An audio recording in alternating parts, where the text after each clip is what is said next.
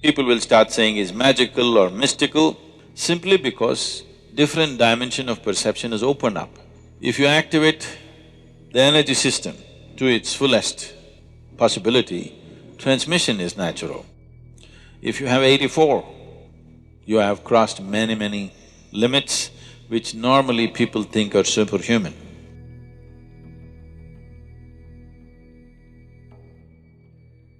Namaskar, Sadhguru. I wanted to know how does the Guru transfer the yogic knowledge or information by means of transmission? The mechanics of it? The mechanics of that. How is it done? Like a cordless microphone, you know. See, without being wired, you're able to transmit. You're quite capable. It's happening, isn't it? So how? See, of the 114 chakras that are there in the body, a chakra literally means a wheel. But what we are referring to is the junction points of the nadis or the energy pathways in the body. These pathways always meet in the form of a triangle. A wheel means a circle. Definitely triangular wheels are more jazzy, isn't it? Would it look better? They always meet in the form of triangles, but we call them a chakra because when we see in somebody, we see it more as a circle because it's radiating a certain dimension of energy. Because it's radiating, all radiation always happens in circular form. You may throw a triangular stone into a lake, still the ripples are circular, isn't it? Just like that, this may be a triangle, but when we see it, it is circular. And another thing is, it suggests a movement from one dimension to another. We say it's a chakra because it takes you across. So there are 114 chakras in the system, major chakras, there are more. Major chakras which can be worked upon are 114. Out of this 114, 2 are outside the physical body, 112 are within the body. Out of this 112, 4, there is nothing much to do about them. That is, if you work the other things, these things will happen by themselves. They don't need any system to be worked upon. So 108 are the things that can be actually worked upon. So there are 114 systems of meditativeness. Adiyogi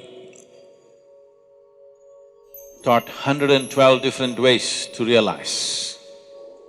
So, when he sat down with the 7 sages, the Saptarishis, he was expounding as to how the human mechanism functions.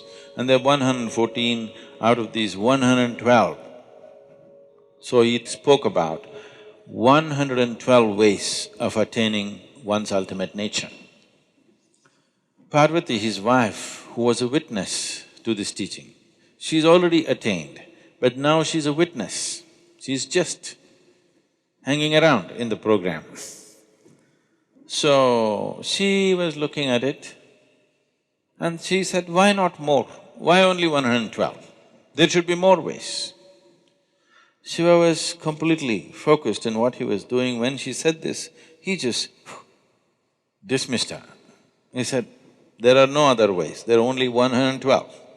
She felt stung that in front of these 7 people, he dismissed her like that. So, she said, there must be more ways, maybe you don't know. He said, there are only 112. This impertinence. He said, leave. So she said, I will find more ways. And she went. She withdrew into the mountains and did very severe austerities. And after many years of work, she came. Shiva was still expounding various dimensions of yoga. She came, being his wife, she could, after such a long absence, she could come and sit next to him. But she came and sat down one step below to indicate that she has failed. So that's a language between the two of them. She doesn't want the 7 people to know that she failed, but she wants him to know that she has failed. so she came and sat one step below. So this story continues into various other aspects as to how she involved herself, and she's being used as somebody who brings doubt. He is going with such absolute power, these 7 people are overawed. So she is brought in as an uncommitted observer who comes up with doubts here and there.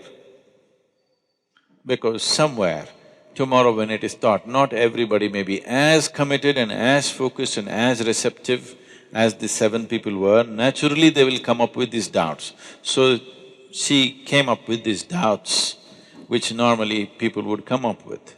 So these 108 are the things that you can work with. The remaining 4 just flower for you, this bonus. If you work well with 108, the other 4 will happen. It's a rewarding place. The other 2 will anyway happen. If these 112 have happened, the other 2 will anyway blossom by themselves. They are not within the physical structure of the body. So these 108, this 108 is a number that is manifested in this system because of 108 being a significant process or a significant number in the making of the solar system. So the diameter of the sun and the distance between the planet and the sun is 108 times over. The diameter of the moon and the distance is 108 times. Many ways you will see 108 being a proportion in the making of the solar system. That is the reason why, otherwise maybe we would have had 160. If suppose we were born in Mars, maybe we would have 160 or whatever. We must check the men and see. The important thing about Hatha Yoga is to constantly acknowledge that this body has taken shape like this body has become this kind of manifestation mainly because the way the potter's wheel is, because of the solar system, the way it is, that is why this manifestation. So Adi Yogi very clearly said, if this human body has to evolve further, some dramatic or drastic changes need to happen in the structure of the solar system. Only then the structure of the human body will change because it's reached its fullest development in terms of physical structure. Now, one can transmit effortlessly if all of this has opened up. If all the 112 are on, transmission is effortless. You want something to happen there, you don't have to go there, you can sit here and make it happen. To live a normal life, to live a full-fledged physical life, you need only 21 chakras. 21 chakras in your body are reasonably operating, nobody will think anything wrong with you. You will be full-fledged human being. What are the remaining things about? The remaining things, if they open up, it opens up various levels of perception.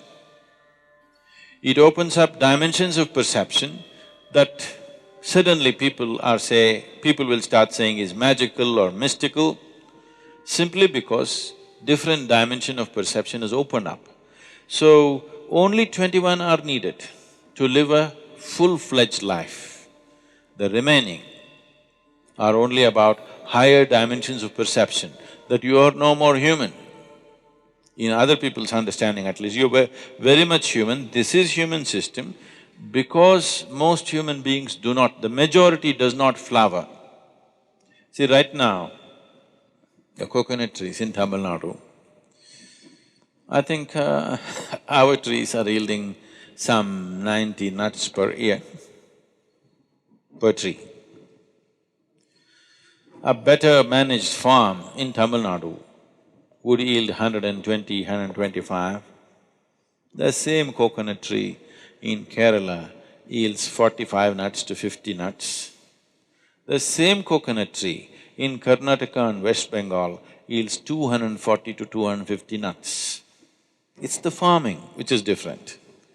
Tamil farmers, they're trying to grow coconut trees in black cotton soil, thinking it's the most fertile soil. Black cotton soil is very fertile for paddy cultivation, cotton and other things, not good for coconut. Coconut needs to be grown where it is slightly, little bit of rubble in the soil. Here, if you dig, it is like toothpaste, the soil. Now, when you irrigate this land, it's very nice.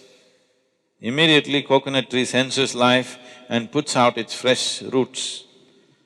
When it dries, the contraction is so big in the black cotton soil, you will see it all cracked up like this. So it will squeeze all the roots, all the tips of the roots will be crushed and it cannot grow. Every time it puts out, when it dries, it gets hurt. Every time it puts out, when it dries, it gets hurt. It needs little bit of rocky soil. You can try this. You put one little small piece of stone inside, 2 feet inside the earth, water it. After 15 days you open, everything else will be dry. Just beneath the rock, there will be little bit of dampness. So always coconut tree goes and puts its tips of its roots beneath the stones because it knows always it is wet, always that will be damp and it will be protected, it will not be crushed. The same thing with a human being. A human being will not flower to his full potential unless you create an appropriate atmosphere for him. Internal and external, but largely fortunately internal, because we are mobile, we are not like trees, we cannot stand in one place and have the same atmosphere all the time. But there are people who do this. In India, this culture is there, this is called as kshetra sannyasa. Kshetra sannyasa means we will fix a radius. Let's say here we'll fix a radius from the dhyana linga. We will say this much is highly energetic. So those who want to just soak in that all the time, they will take a vow that they will never leave this diameter. This radius, they will not leave and go, they will always be in that only. This is a simple intelligence, like a coconut tree, if it decides to trek up the mountain. It does very reasonably well here, but if you put him up the mountain, in one day he will be down. The wind, have you gone up the mountain? No. If you go to the seventh hill, almost any season, wind will be at least like 50 to 60 kilometers. In the windy season, it'll touch 120 to 140 kilometers per hour. If you stand like this, it'll just throw you out. It's that strong. So if this guy goes and stands there, he won't stand for an hour. So, he better stay here. But the trees are stationary, we are mobile. For us to maintain an external atmosphere which is always conducive is difficult. So some people take this step which is called a kshetra sannyasa, they will not move out of that space. They fix a radius and just within that. So, because you want to soak in that external atmosphere, but the internal atmosphere is the most important thing for a human being as to how he keeps his interiority, that he builds this is called a kavacha, that you build a cocoon around yourself, a protective cocoon. Wherever you go, you are in the same atmosphere as far as you are concerned. It's like you get into an airplane, it goes up 35,000 feet, definitely your body wouldn't last there. But now you're in a cocoon, a pressurized chamber. Because of that, you manage. The same thing with the submarine. You wouldn't manage that pressure in the sea, but because you protected, you manage. So like this, you create a cocoon of energy around yourself. Wherever you go, you are not a part of it, you are in your own cubicle that you're walking with. You carry your own cubicle, you don't get into anybody's space. You carry your own little space wherever you go. Otherwise, you restrict yourself. But the important thing is that all the chakras are on means you can simply transmit anything that you wish. The problem is always of receptivity. In the past, I've been saying this. I have initiated more people into meditativeness, those that I have never met and seen, than people that I sit with and conduct programs with. We've conducted programs at the most for a few million people, but we've initiated many, many more people. They're meditative, But many fools do not know they can meditate. When they sit, not for meditation, they don't even know that they must meditate. If they sit somewhere, their experience of everything is way better than others, but many of them still don't have the brain to understand that they are naturally becoming meditative without any effort. Some have, and they sit down, others don't sit down, but their experience of life is way better because they're meditative in nature, because they've been initiated directly. So we can transmit this to anybody. Receptivity is the problem. To generate receptivity, there is a lot of work to do. So, you can sit here and let's say you run a radio station, you can transmit in the air very easily. But if nobody has a radio, what is the use? Let's say you started transmitting from a radio station before Marconi came, and nobody has a radio, but you're transmitting and transmitting. What does it matter? Nothing happens, isn't it? So, that is always there. There is some impact of the transmission on people, even if there is no receptivity, but it does not translate into other dimensions because there is no receptivity. It is easier to transmit to rocks than to human beings.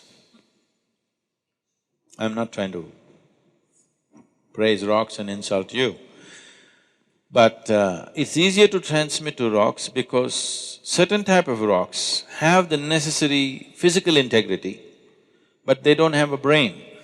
They don't think themselves out of things. See, the problem with human being is largely he has thought himself out of many natural capabilities that he already had. Aren't people thinking themselves out of their joy? Haven't they? How they were when they were children, haven't they thinking themselves out of their joy and love and natural things that they had? So, human beings are thinking themselves out. Because of that, whatever you give them, they can think themselves out. Today you teach them something, well, you have seen many of you, they come to Bhava Spandana and we blow them out. It's really a hit. Oof, everybody is hit and fantastic and dripping with ecstasy.